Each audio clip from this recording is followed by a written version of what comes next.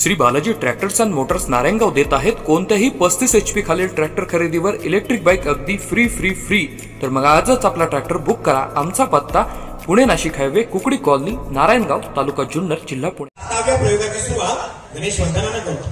14 विद्या 64 कलांचा अधिपती गणपती, सकल गणांचा पती गणपती, स्थिर मती स्थिर बुद्धी गणपती।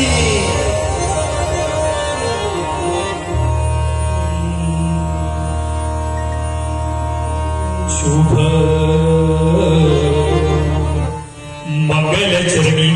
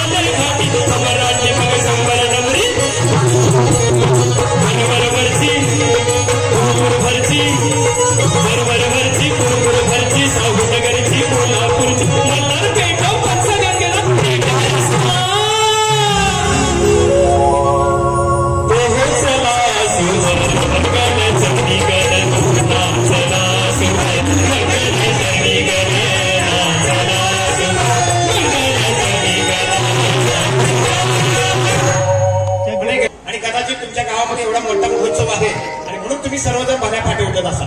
पण मध्ये 50-60 वर्षापूर्वी गावगाडांना भल्या पाठी दिनक्रम सुरू व्हायचा।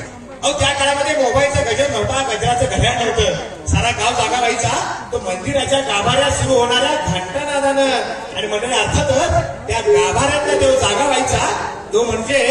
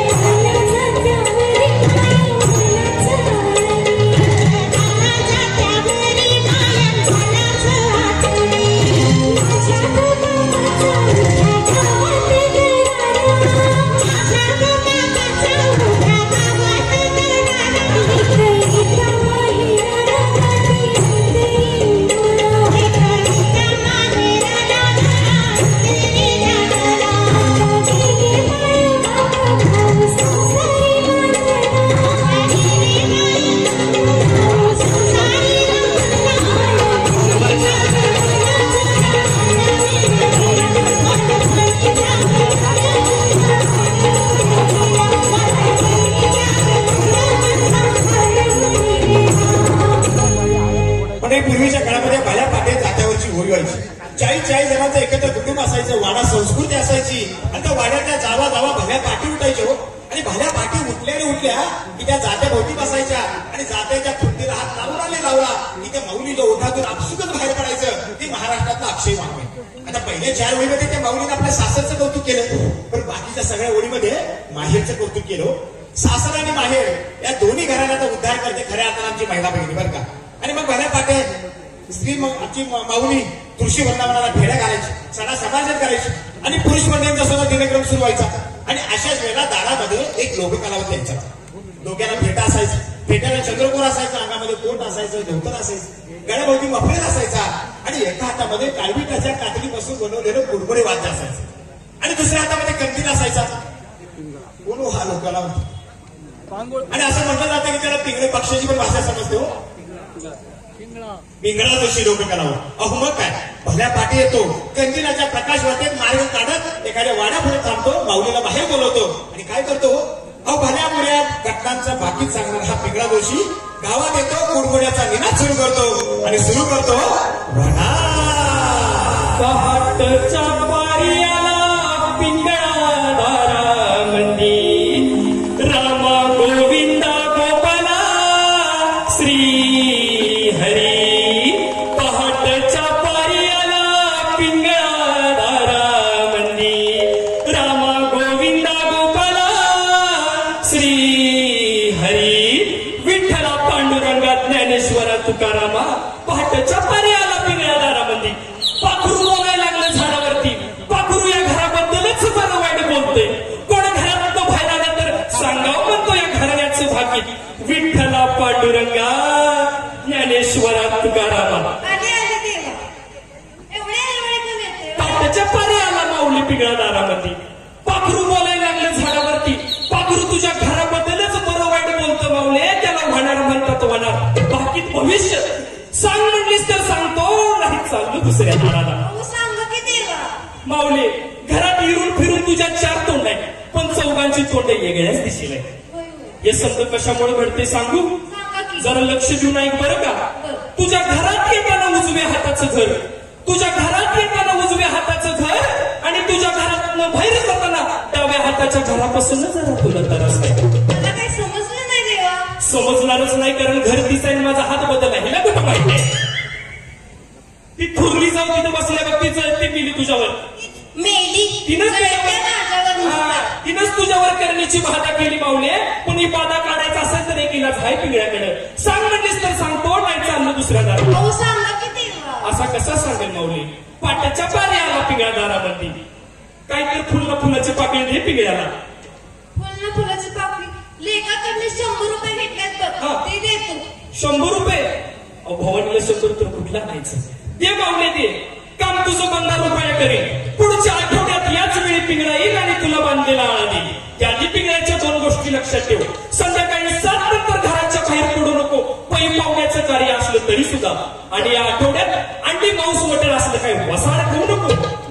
आणि वाडी रत्नागिरीचा कुलदैवत तुझा ज्योतिबा, त्या ज्योतिबाला माऊली तेवढं जाऊन ये, तुझं समद ठीक होईल बघ. तुझं संद ठीक झाल्यावर एखादं जुनं लुगडं असलं तर दे माझ्या म्हातारीला. जुनं लग्न कशाला, चांगला फुल पेरावाच करते. माऊली बोललीस्यात समजा आलं, बोललीस्यात समजा आलं. आनंद होऊ दे, आनंद होऊ दे, आनंद होऊ दे. भविष्याई का दादा, भविष्याई का दादा, भविष्याई का दादा, भविष्याई का दादा, भविष्याई का दादा, भविष्याई का दादा. आम्ही कुंभनगरीचे जोशी, आम्ही सांगली नगरीचे जोशी, आणि आलो पुण्या पेडणे ग्रामसी, आणि भविष्य सांगतो निशेशी. म्हणून म्हणतो भविष्याई का दादा, भविष्याई का दादा, भविष्याई का दादा, भविष्याई का दादा, भविष्याई का दादा, भविष्याई का पण पिंगळ्या जोशाच्या भविष्यवाणीने त्या माऊलीला बरं वाटलं. ती पुढचा दिनक्रम सुरू करू लागली. हे 50-60 वर्षापूर्वीचं चित्र सांगतं बरं का, महाराष्ट्राच्या गावागावातलं. आता हे सगळं हळवत चाललेलं आहे. ती माऊली पुढचा दिनक्रम सुरू करायची. माझा बळी राजा सुद्धा पूर्वीच्या काळामध्ये भल्या पाठी उठायचा, जित्राबांची आवरावर करायचा, चारा पाणी करायचा, आणि भल्या मोठ्या वाड्याच्या जोत्यावर येऊन बसतो ना बसतो तोच एक दुसरा लोक कलावंत हजर व्हायचा. बैलावर स्वार झालेला असायचा, रुबाबदार असायचा बरं का, डोक्याला टोपी असायची, खांद्यावर एक विशिष्ट रंगाची शाल असायची. पण त्या शालीमध्ये काय असायचो, 18 पिढ्यांचा इतिहास दिलेली एक वंशावळीची चोपडी असायची. ओळखलं का? तुमच्या भागात येतो मी, पश्चिम महाराष्ट्रात येतोच, तो हमखास येतो, कारण आपला सदर पट्टा आहे आणि मुळचा हा कर्नाटकाचा बरं का. त्यामुळे त्याच्या बोलण्यामध्ये कन्नड असतो बघा. हा, हेळवी लोक कलावंत. अहो, या लोक कलावंताचं आजकाल इतकं महत्व आहे. आरक्षणाचा कळीचा मुद्दा झालेला आहे. तेव्हा एखादा भाऊ जर घरापासून परागंदा झाला असेल तर त्याची शहानिशा करण्यासाठी कोर्टामध्ये या हेळव्याला बोलवलं जातं आणि त्याची साक्षी घेऊन अखेरचा न्यायनिर्धार केला जातो. असा हा 18 पिढ्यांचा इतिहास जतन करणारा मंडळी त्या काळातला हेळीवर का, पण आपल्या पिढ्या आणि पिढ्यांच्या इतिहासाचे जतन करणारा एक अलीकडच्या काळातला आधुनिक रजिस्ट्रार.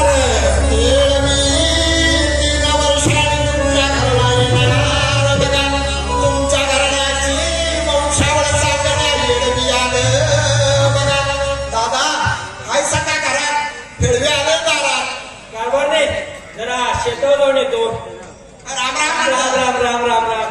अहो, आम्ही तुमचं हेळवी असतं. येरवाडी तुम्ही उठत नाही त्याला आमचा काय दोष. असू दे असू दे, या या. बरं चाललंय तुमचं. होय होय, एक नंबर बघा तुमच्या आशीर्वादात. आम्ही तुमचा हेळवी बघा. हा, तुमच्या 18 पिढ्याचा इतिहास या कोकणीमध्ये लिहिलाय. बर, सांगतो तुम्हाला तुमचा इतिहास. लई दिवसात झालायचा. लई दिवसात 3 वर्षात येते. हो, सांगू ना मग. सांगा की सांगा. तुमचं मूळ गाव तुळजापूर जवळचं मंदापूरचं कदम पाटील. अफजल खानाची स्वारी आली तेव्हा एक गाव इथं बेल्ल्यात आलं आणि दुसरं शिजवल्या जाऊन राहिलं. एकाची 2 घरं झाली, 2ची 4 झाली, 4ची 8 झाली, 8ची 16 झाली, 16ची 32 झाली आणि सगळी मुल्या गोविंद आली. सांगा ना, सांगा की सांगा की.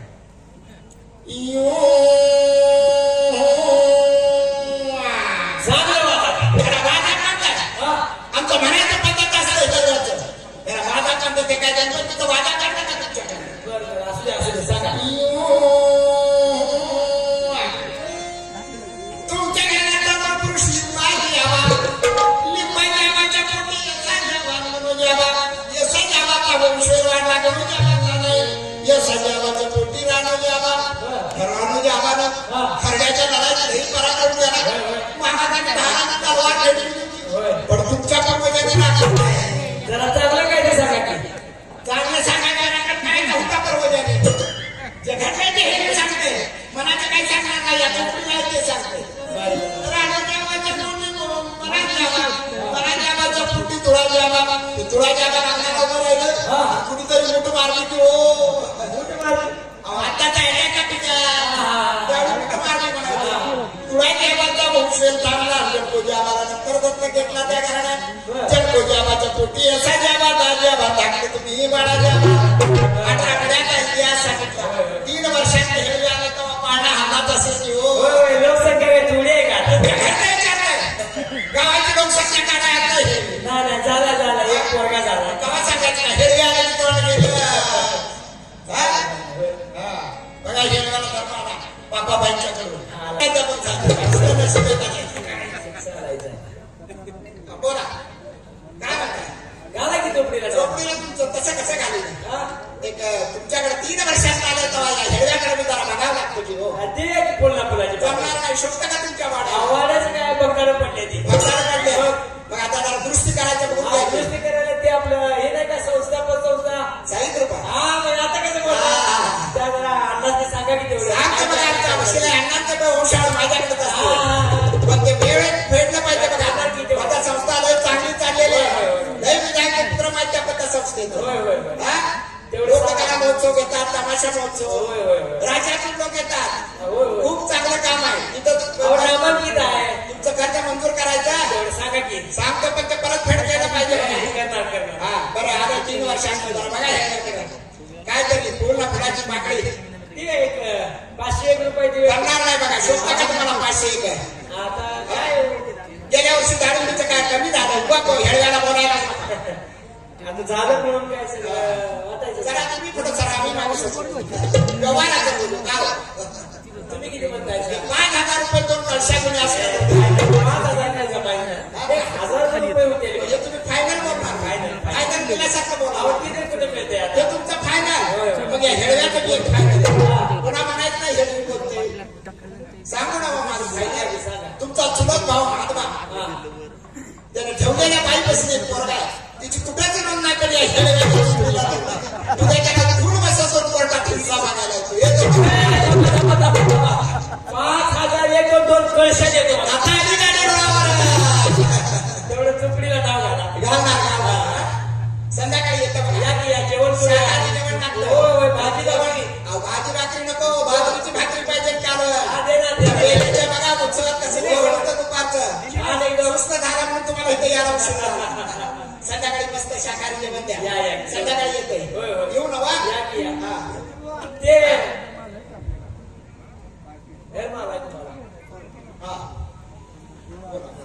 त्याच्या घराने बघून धर्म आलाय वेळेला धर्म आलाय. शाही आहे. छान दुकान चांगलं चाललं आपलं ठीक आहे संध्याकाळी येतं बघा येऊ नवा या की या आणि काय ते हवाचा मामला जरा पंचायत तुझ्या चुलत भावाचा हा. आधीच भाऊ केला कळलं बोलत